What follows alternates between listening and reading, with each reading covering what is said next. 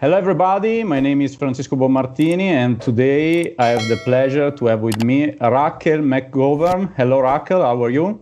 Hello, I'm fine. How are you? Fine, thanks.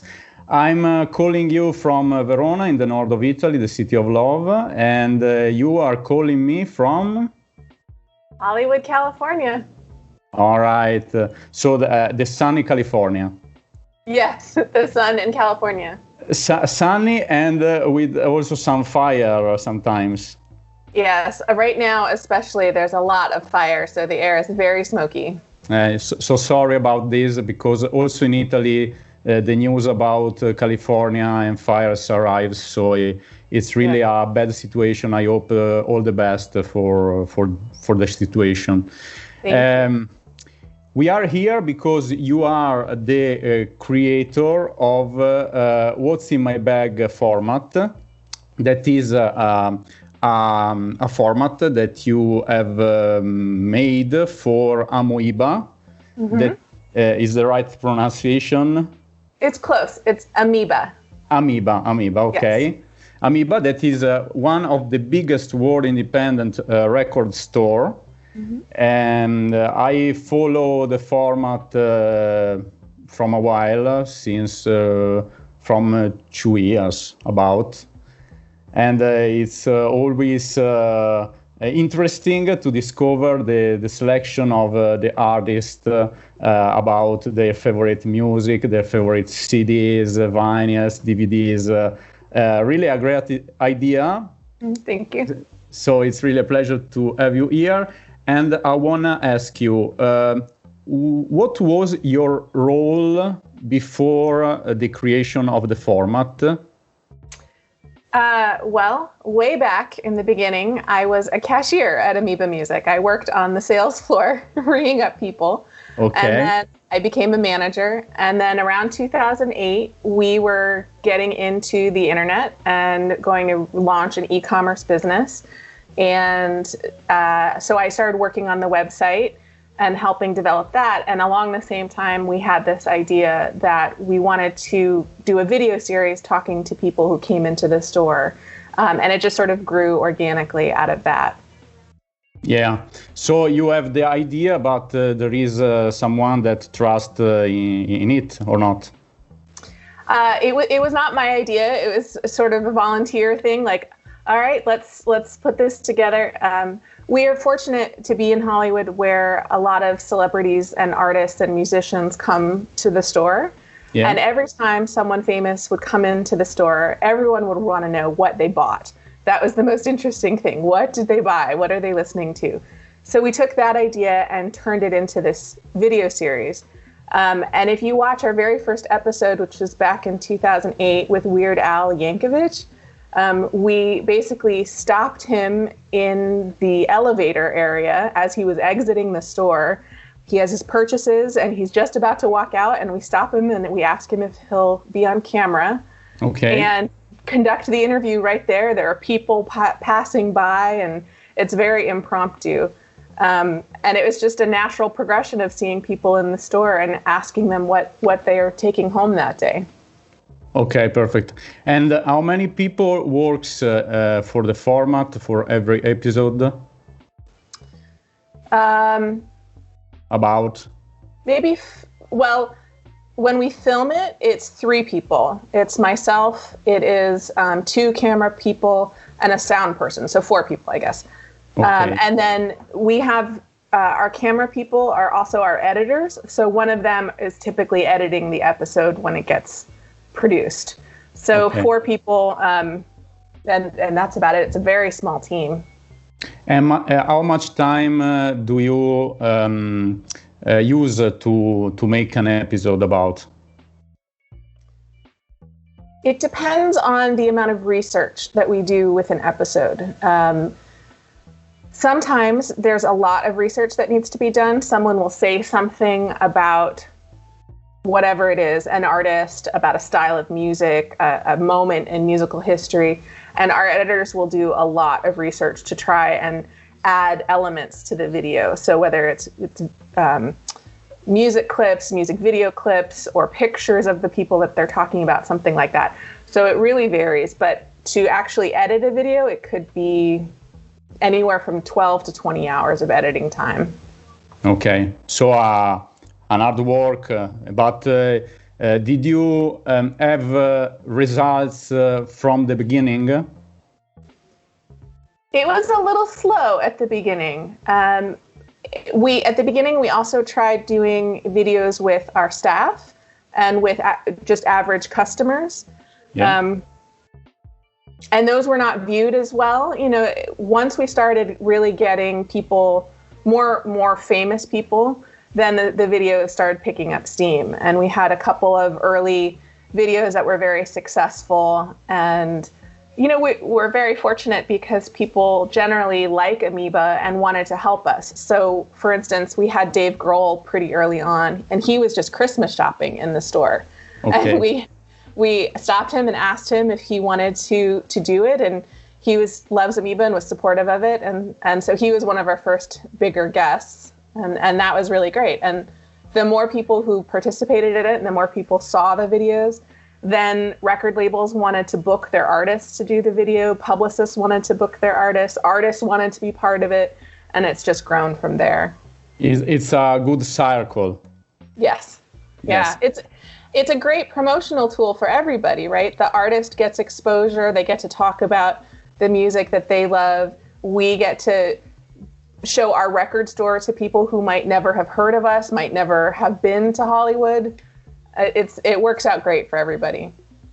But what's the way that you use to select the artist? What are the characteristics, the skills that drive you to select an artist and not another? Sometimes it's as simple as, are we a fan of the artist? Lots of times we'll look at what their following is like, especially if it's an emerging artist. We'll look at how many people are familiar with them. If we're working with a label, if a label approaches us to book an artist and they have a release coming up, that might factor into it. Yeah. And then also for us, it's very important that we try and represent a diversity of musical styles and of male-female guests and of age and race, basically as diverse as we can possibly get. There's a lot of white men in rock music, so we try really hard to come up with other styles of music, have women artists, have people of color, and make it as diverse as we possibly can so that as many music fans as possible could find something of interest. Yeah, so you say diversity as a strength for the format and for the music.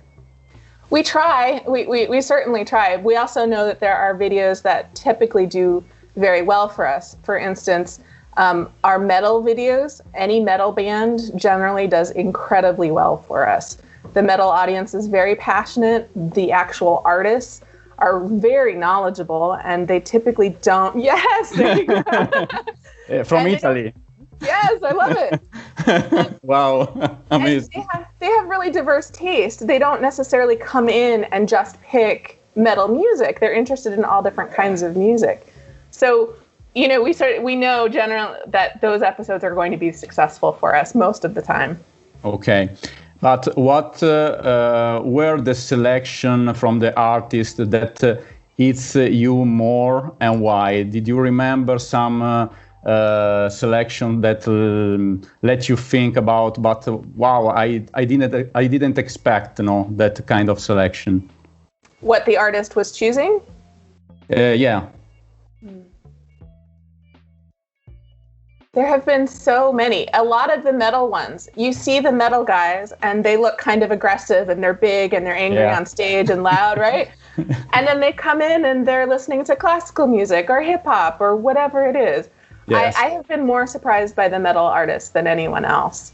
But the thing that I love about being behind the scenes with it is when I'm talking to the artists and you see their passion, you see how excited they are. It doesn't matter what kind of music they're talking about. If they're excited about it, it comes through. And I love watching that and just seeing people have a real genuine love of music, whatever the style is. Yeah. See, in fact, you see always the artists that are really excited about the things that they are choosing now in the Amoeba. Mm-hmm. And I have got one question about this, because I don't know if exactly the things that they select they can they bought them, or you give us a present for that selection. How does it work? It's a combination. We give them a gift certificate, basically. And so they are welcome to spend as much money as they want, and we give them a gift certificate toward whatever they buy. So let's say an artist they find $500 worth of items that they want to take home. We're not covering all of that, but we cover a portion of it. And some artists, especially if you're on tour and you're a smaller artist and maybe you're in a van, you don't have a lot of space. So sometimes they keep the gift certificate and they don't actually purchase anything that day. Yeah. They come back when they're not on tour and use the gift certificate at that time. Okay. We also allow people to pick up things to talk about that they already own. So they may not actually buy that item again. They're talking about something that they have in their collection. All right. All right. Clear. And how many Amoeba are there in USA? 3. 3, and where are they? They're in Berkeley, California, and San Francisco, California, both up in the Bay Area, and then Hollywood. And that's it. Okay. I ask you because in Italy and in Europe, in fact, Amoeba is really well known now. Obviously for the format, but I think that there aren't any kind of shop in Europe. Is right? That's like Amoeba? Yeah. Yes. Yeah. That's my understanding as well, that we're very unique that way. Okay. And how did react Amoeba about the crisis of CDs and vinyls selling, and about the success of digital streaming listening? Well, it's been very challenging, as you might imagine.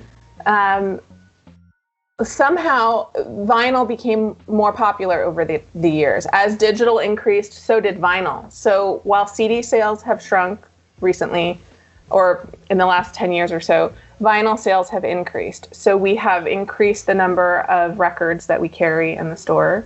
People are listening, they're streaming, they're listening digitally, but then when they get home, they might want an actual record to play, and they like the experience of putting a record on and playing it. It's a very different thing than streaming something on your phone. Yes, it is. We've also, yes.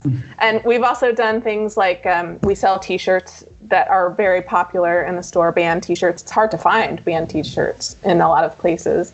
And we sell posters and enamel pins and turntables and things that, things that a music lover might want. Okay, so you have really a great quantity of many different things about music, and it helps to approach this kind of period that isn't like in the past, but is okay also now. Mm-hmm. Yes, is it exactly. Right? Okay. Yes. And how do you see the future for music, for the music business and for the selling of music? I think the challenge for us right now is it is so easy to put out music digitally, and artists put out music digitally all the time. And there is such a long production process to get a CD produced or an LP produced, especially with a lack of the vinyl pressing plants. It takes a very long time to press records, and there's a backlog. And so the challenge for us is that we're a little bit behind with the demand, right? If you are a fan, you might have access to music that we can't sell because it doesn't exist yet in physical format. So that is definitely a challenge for us. But hopefully the music is good and that the fans want to own a physical copy, so that by the time it does come out, that there is an appetite for that physical record. Appetite for destruction. Yes. Okay, and I've selected the 5 most viewed episodes of the format, and I want to ask you if you remember some things that succeeded in that kind of situation. So I will ask about, for example, Die Antwoord. Do you remember that kind of video? Yes, I very, very well remember that. That was their first time at Amoeba, and there is a shot in the video of I can't remember his name. The man in Die Antwoord. I don't know the name because I'm not a fan, but okay. They're interesting. They're from South Africa. And it was their first time in California and their first time at the store. And it's a very big store. And when you experience Amoeba in person for the first time, it can be very overwhelming. Yeah. And we caught that on camera. So we have, there's a second floor, and he's coming up the second floor, and you see him sort of take it all in, and he's looking around in paradise. Yes, and he's so shocked and overwhelmed, and that is every person's experience the first time that they come to Amoeba, and that was so great to actually get that. This. Yes. I think that if I will go to Amoeba for the first time, it will be the same for me, for example. But it's okay. And about Mac DeMarco. Mm-hmm. So that one was in our San Francisco store. So I was not present for that one. But what I remember from the video is that fans came up to him while he was shooting the video. That one, they did the interview on the floor, so it was in public. And the fans came up and asked him for autographs, and didn't matter that we were filming. And he was so gracious and kind and signed autographs and was just very lovely. Okay. Band of Horses. They did a What's in My Bag? Yeah. I think they, oh my goodness. Is the third video ever viewed? Okay. I have to look now. Okay. I remember that they did a performance. Could be that I've done an error, but... No. Oh, yes. Okay. So we have done 650 episodes, so sometimes I don't remember. All right, no problem. And I'm sorry, I'm looking at it now. I do remember this one, but I don't remember much details about it. I'm sorry. Okay, no problem. You have done so many videos that it's not a problem. And Dave Grohl, you said something before, but you remember something else? Yes. So Dave Grohl tells a story in that video about someone who he knows who worked at Amoeba at the time. His name was Guy. And so there's a personal connection that he had to Amoeba, and he's telling this story about his friend who is also an Amoeba employee. And it was just this lovely moment of actual, real personal connection between Dave and the store. Okay. And the last one is Fantano. Oh, Anthony Fantano. Yeah. He was someone who was on our radar for a while. He's very big in the music world on YouTube. And that was one of the reasons why we thought it would be a good episode. It would sort of be a crossover within our YouTube communities. And he's also a big music fan. And so we were excited to partner with him. And that was also an experiment that we did with someone who was very famous in their world, on the music world on YouTube, and to try and see what that would be like for our audience who may or may not know him. And it was very successful. It was great. Okay. The last question for the main part of the interview is about the clients of Amoeba. I want to know if they follow the suggestions of the artist, their selection, If they purchase the selections? Yeah. I think that they do. We get a lot of comments on YouTube about people who have discovered music watching the videos. I know that those of us who work on the series, we discover music that way. Even though we work in a record store, there have been so many times when we've been introduced to something through a pick that someone had in a video. And that is what we get. That's the feedback that we get from people who watch the videos, is that they really discover new music through it that way. Whether they go and purchase it, I don't know for sure, but I do know that people then kind of go down the YouTube rabbit hole of exploring the music that the artist is recommending. Okay, perfect. Now we arrived to the in or out part of the interview. Okay. So I will ask you 6 little questions to select with about 2 things that I will say you, and to explain why. Okay. Okay. Wine or beer? Wine. Why? Wine. I think beer tastes like urine. All right. I have not tasted urine, but that is what I imagine urine tastes like. So wine. Wow. So you let that it will remain an idea? Yes. And not a thing that you do?